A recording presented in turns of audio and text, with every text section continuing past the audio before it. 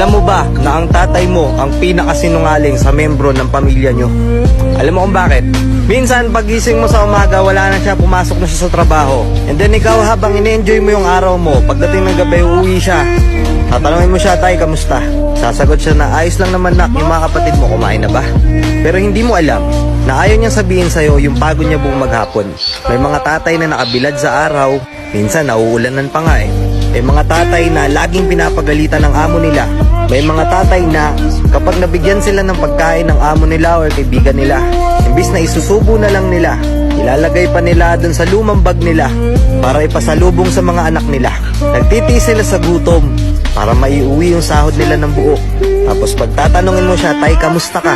Lagi niya lang sasabihin sa'yo na ayos lang ako nak, maging mabuti kang bata ha. Sa sobrang galing nila magsinungaling, hindi mo napapansin na grabe na pala yung hirap nila.